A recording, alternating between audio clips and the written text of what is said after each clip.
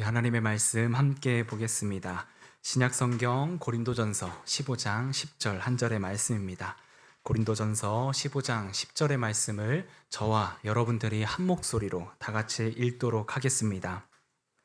그러나 내가 나 된 것은 하나님의 은혜로 된 것이니 내게 주신 그의 은혜가 헛되지 아니하여 내가 모든 사도보다 더 많이 수고하였으나 내가 한 것이 아니요 오직 나와 함께 하신 하나님의 은혜로라. 아멘.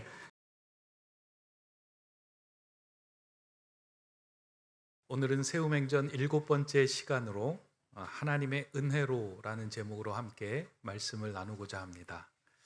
여러분들 최근 방영되고 있는 드라마 가운데 우리나라 사교육 시장의 일면을 보여주는 일타 스캔들이라고 하는 드라마 아시죠? 혹시 보신 분 계신지 모르겠습니다. 이 드라마에 등장하는 주인공의 직업은 학원가에서 제일 잘 나가는 일타 수학 강사입니다. 주인공은 자신의 연봉이 100억 원대이며 나아가 1조 원의 가치가 있는 사람이라고 자신을 소개하고 있습니다. 그런데 성공한 사람이라고 해서 항상 밝은 면만 가지고 있는 것이 아니라 그 이면에는 어둠과 그늘이 있습니다. 이 주인공에게도 그 이면에 어둠과 그늘이 있는데요. 사람이 너무 예민하다 보니까 밥을 제대로 먹지 못하고 또 잠도 제대로 이루지 못하여 늘 불면증에 시달리는 인생을 살아갑니다. 그러던 어느 날 그가 한 반찬 가게의 도시락을 맛보고서는 이해할 수 없는 평안함과 충만함을 경험하게 됩니다. 어떻게 이러한 일이 있을까? 나중에 이러한 변화의 이유를 밝혀주면서 카메라 앵글을 과거로 돌립니다. 주인공이 가난하여 밥도 제대로 먹지 못했던 그 고시생 시절로 카메라가 바뀌어집니다. 그때 인근 식당의 밥집 아주머니로부터 주인공이 큰 은혜를 받게 됩니다. 돈이 없어서 항상 제일 싼 백반을 시키면 아주머니는 그에게 생선을 굽다가 태웠다라고 말하면서 생선을 내어줍니다. 그리고 또 어떤 날은 고기 반찬을 많이 해서 남았다라고 하면서 고기 반찬을 그에게 내주기도 합니다. 그리고 밥을 먹고 이제 음식값을 계산하려고 하는 그 자리에서 주인 어머니는 식권을 몇 개 쥐어주면서 밥 굶고 다니지 말라라고 따뜻하게 마음으로 환대해주며 그 청년을 대해줍니다. 그때 받았던 그 은혜의 맛이 깊게 새겨져 있었는데 그 맛이 반찬 가게 도시락을 먹던 중에 그에게 알지 못하는 감정으로 생겨나게 된 것입니다. 그 이유를 찾던 중에 반찬 가게 주인이 자신에게 은혜를 베풀었던 그 아주머니의 딸이었음을 나중에 알게 됩니다.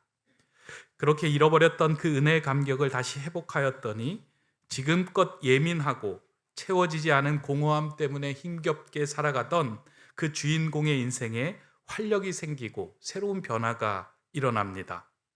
지금까지 자신의 옆에서 자신의 일을 도와주던 사람의 이름을 여태껏 제대로 부른 적이 없었는데 이 일을 경험하고 난 후에 한 사람 한 사람의 이름을 제대로 불러주기 시작합니다. 자신의 이익만을 추구했던 사람이 공평과 정의를 택하는 일을 그 자리에 서는 일을 행하기도 합니다.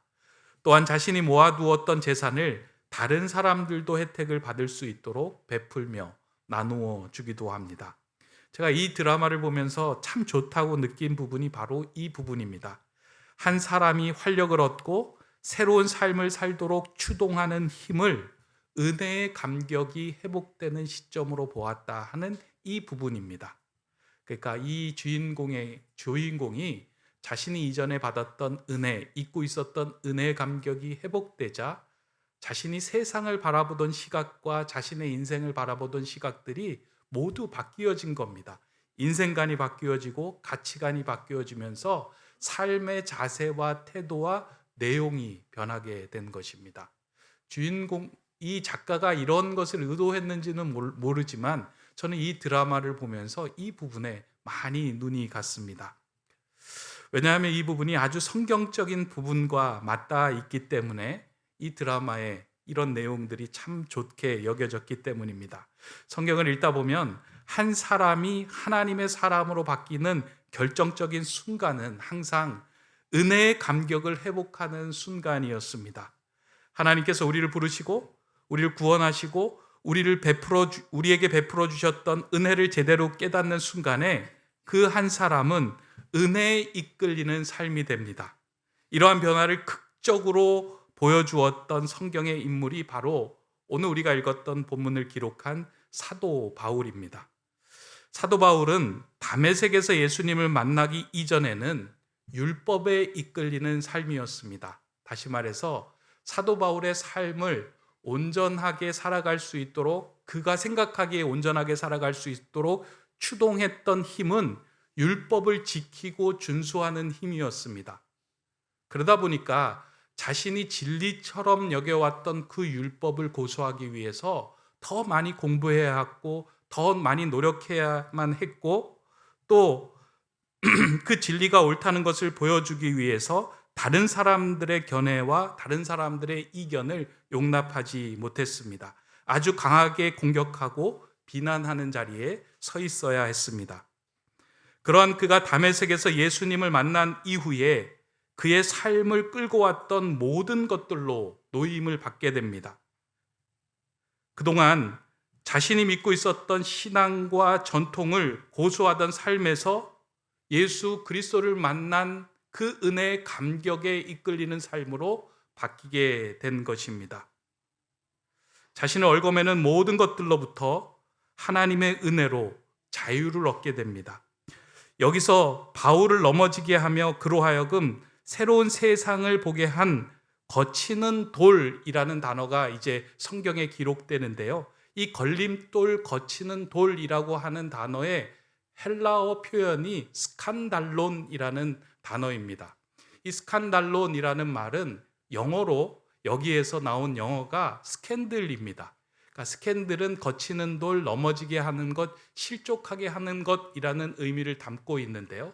사도 바울은 일생일대에 하나님의 은혜 가운데 예수 그리스도로 인하여 넘어진 그 자리에서 자신의 인생의 새로운 인생관, 새로운 가치관을 보게 된 것입니다.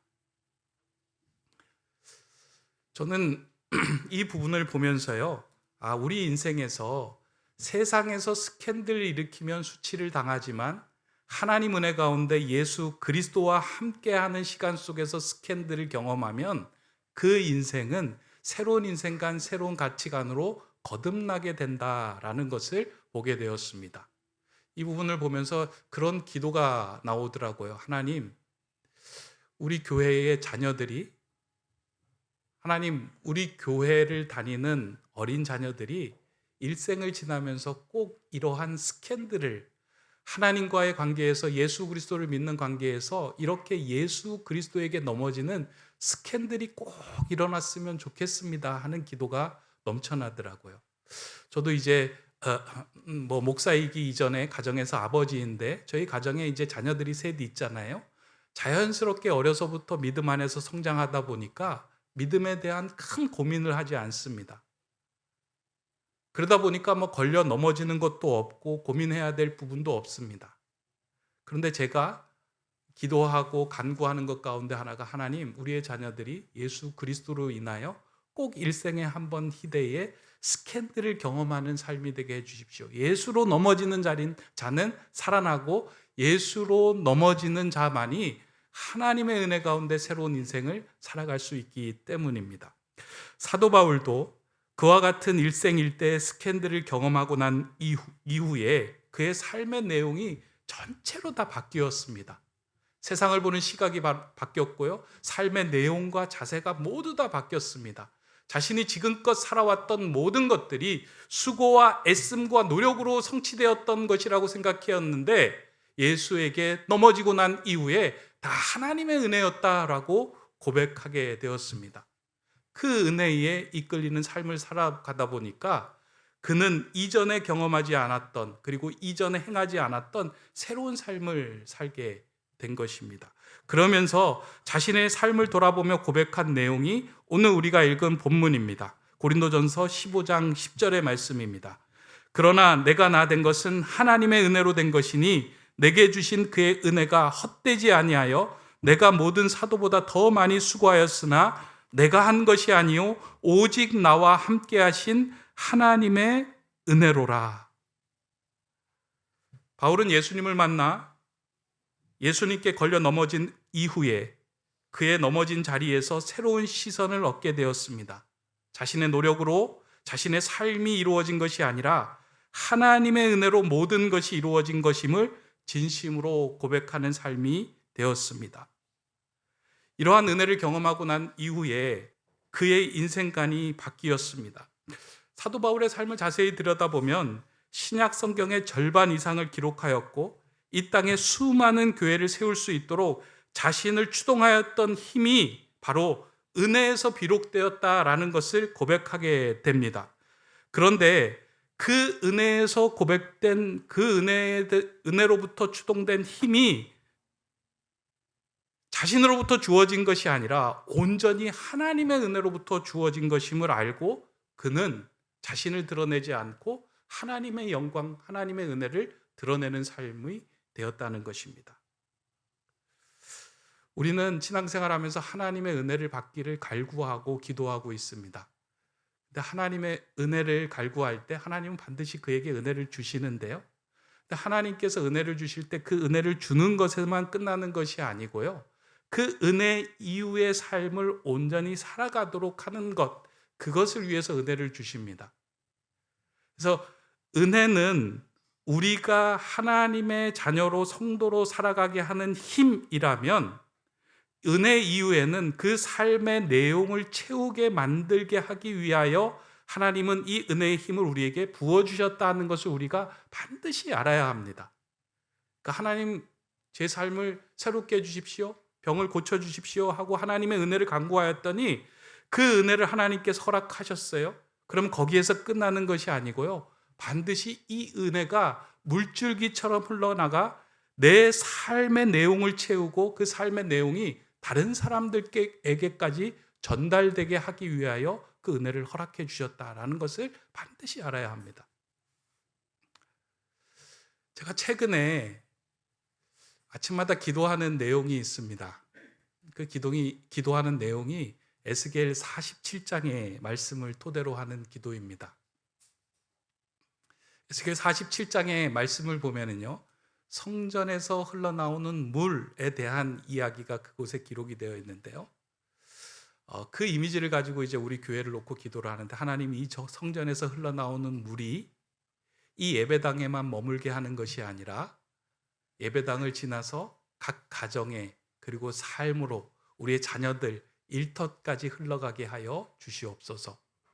그리고 난 후에 그 말씀을 자세히 읽어보면요, 그 은혜의 강줄기가 생기는 그 주변에 과실나무가 자라고 그리고 그 강물을 통해 모든 생명들이 소생이 되고 그리고 그 과실나무에 맺혀지는 잎사귀는 약재가 됩니다. 저는 이 약재가 된다 하는 말이 참 크게 다가왔어요.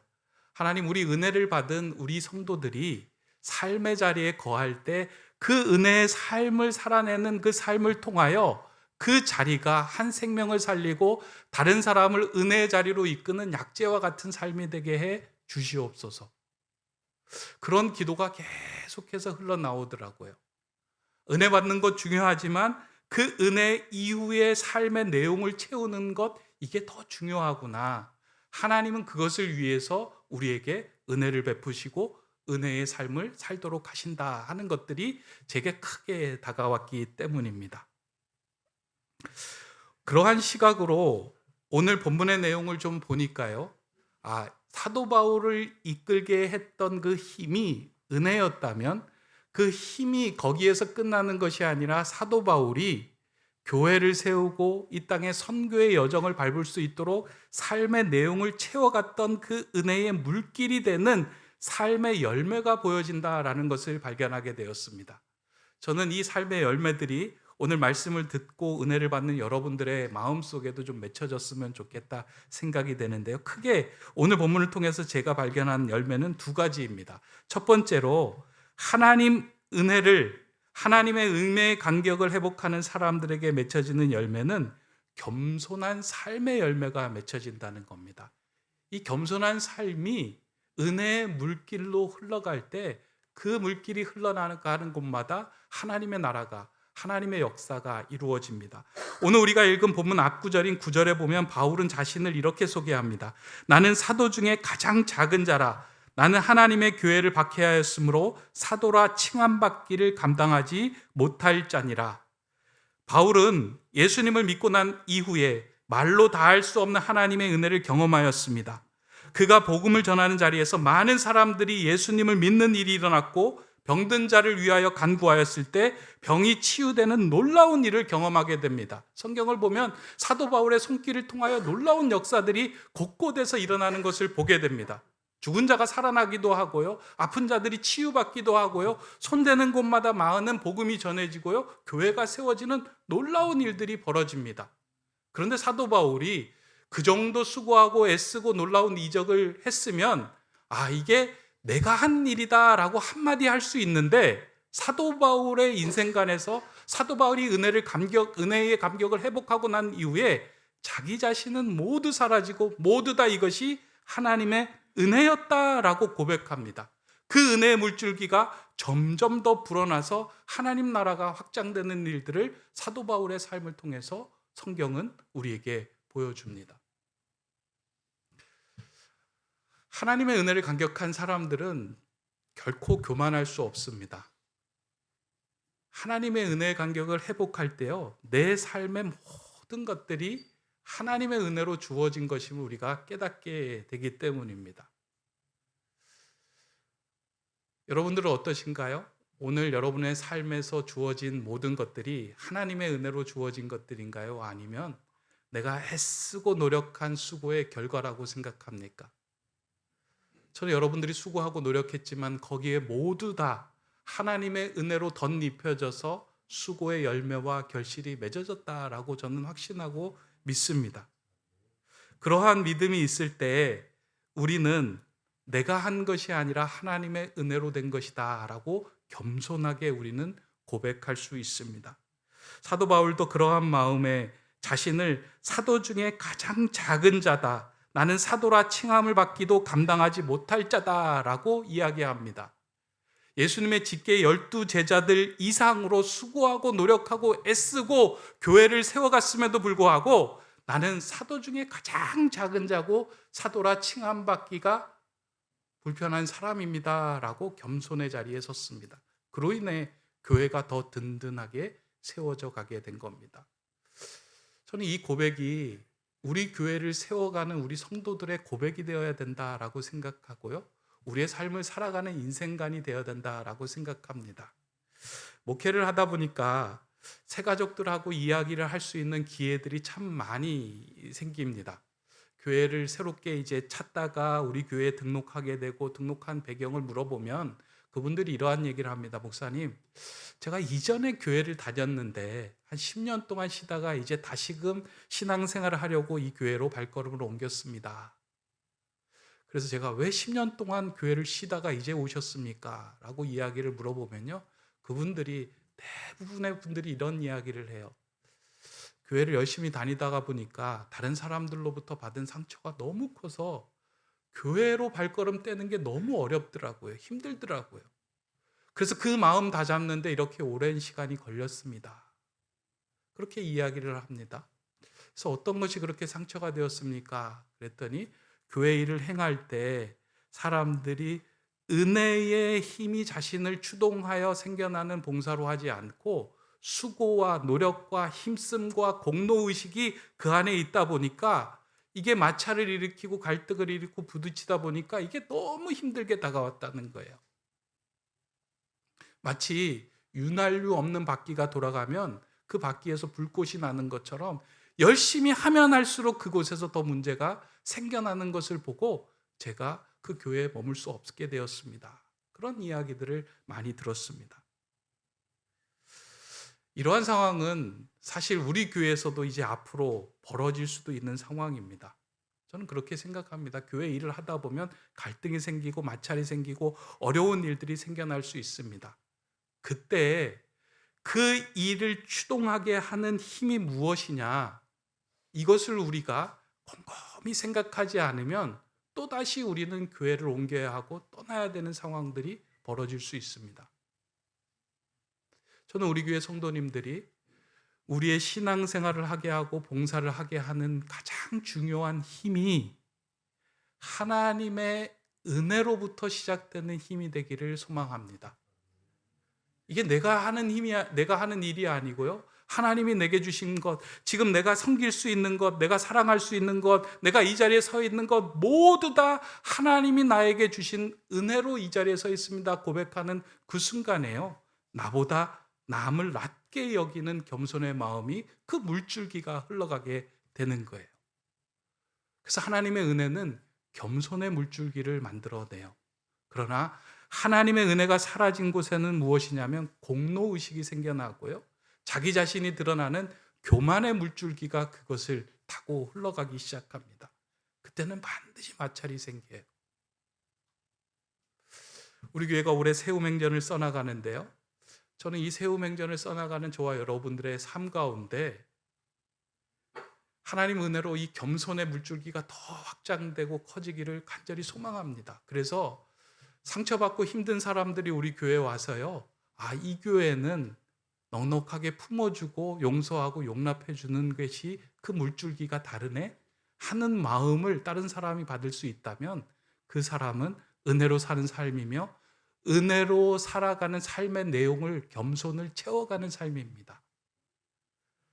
바울이 경험했던 그 달라지는 그 인생관, 그것이 바울의 이야기만이 아니고요, 저와 여러분의 이야기로 그 세움행전을 써나가는 우리 모두 세움교회 성도님들 되시기를 간절히 바랍니다. 두 번째, 하나님의 은혜는 우리로 하여금 헌신의 삶을 살도록 한다는 것입니다. 오늘 읽은 본문에서 보면 바울은 내게 주신 그의 은혜가 헛되지 아니하여 내가 모든 사도보다 더 많이 수고하였으나 내가 한 것이 아니다라고 고백합니다. 이 구절에서 우리가 주의 깊게 보아야 하는 것은 은혜를 받고 난 이후에 그 은혜가 헛되지 않도록 더 많이 수고하였다라고 하는 표현입니다. 그러니까 은혜하는 것과 일, 수고, 애씀이라는 것이 상치되는 것처럼 보이는데요, 오늘 본문에서는 그렇지 않고 은혜를 받았기에 그 은혜가 헛되지 않게 하기 위해 내가 더 많이 수고하였다라고 기록하고 있다는 거예요. 이게 은혜에 대한 우리의 이해를 조금 더 확장시켜주는 이야기입니다. 우리는 은혜로 합시다, 은혜 받은 상태로 살아갑시다 라고 하면 우리는 이렇게 생각합니다. 교회에서 열심히 기도해야지, 그리고 성경 많이 읽어야지, 이런 것으로 영적인 부분만으로 생각을 하는데요, 성경에서는 그것이 아니라 내가 더 그 은혜에 헛되지 않는 삶을 살기 위하여 더 많이 수고하고 애쓰고 노력하는 삶으로 이어진다라고 이야기하고 있습니다. 하나님의 은혜로 하나님의 자녀가 되었고 구원을 얻었다라고 하는 그 사실 하나만으로도 우리는 우리가 하는 모든 일들을 하나님께 하듯이 감당할 수 있게 됩니다. 그래서 하나님의 은혜는 우리로 하여금 모든 일에서 주님께서 내게 맡겨주신 일이라는 마음으로 감당하며 친히 그 일에 수고할 수 있는 마음을 허락한다는 거예요. 우리가 이제 교회에서 봉사하고 수고하고 애쓰잖아요.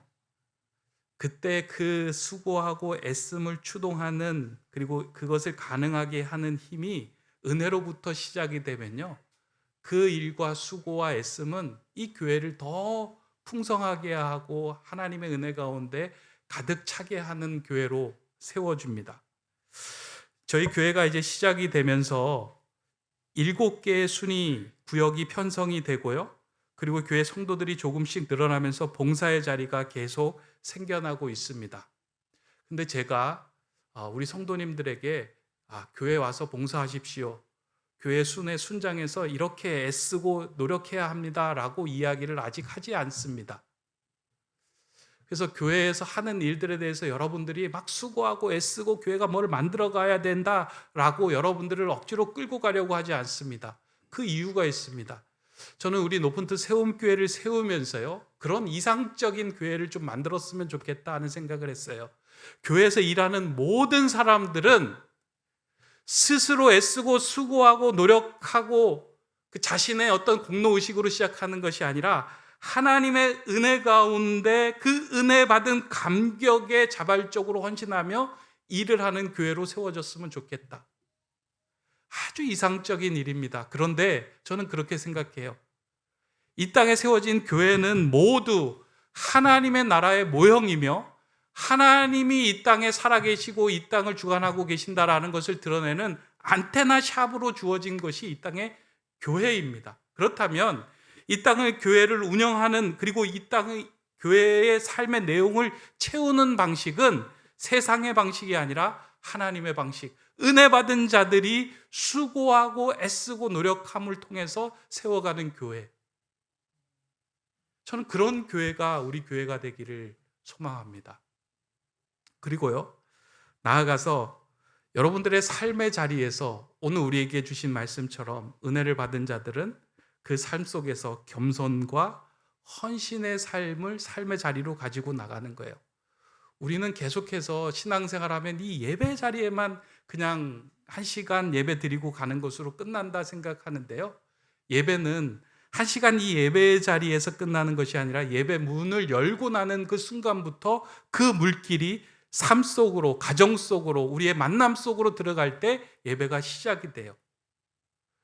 부모님에게 자녀들이 은혜를 받았다라고 깨달으면 우리 부모님 좋은 부모님이다 라고 생각하면 안 되고요. 부모님에 대한 애틋한 마음으로 부모님을 섬기고 사랑하고 헌신하고 수고하는 마음들이 거기에 담겨져야 돼요. 하나님의 은혜가 크다라고 하면 이 문을 열고 삶의 자리에서 내 삶의 내용들이 나보다 남을 낮게 여기는 겸손과 헌신과 수고의 삶으로 채워질 때 이게 하나님의 나라이구나, 이게 하나님을 믿는 사람들의 세움 행전이구나 라는 것을 주변 사람들이 알게 된다는 거예요. 하나님의 은혜는, 그 물길은 계속해서 흘러가야 합니다. 이 태계원에 세워진 이유는 태계원 지역으로 흘러가야 되고요, 저와 여러분 자신에게 세워진 이유는 여러분의 가정과 삶의 자리까지 그 은혜의 물길이 흘러가야 합니다. 그 은혜의 물길을 채우고 있는 삶의 내용은 겸손과 헌신의 모습으로 다가서야 된다는 거예요. 오늘 한 주간 여러분 살아가면서요, 여러분 삶의 자리에서 겸손으로 나보다 남을 낮게 여기는 그 마음들이 그 물줄기가 퍼져나가기를 원합니다.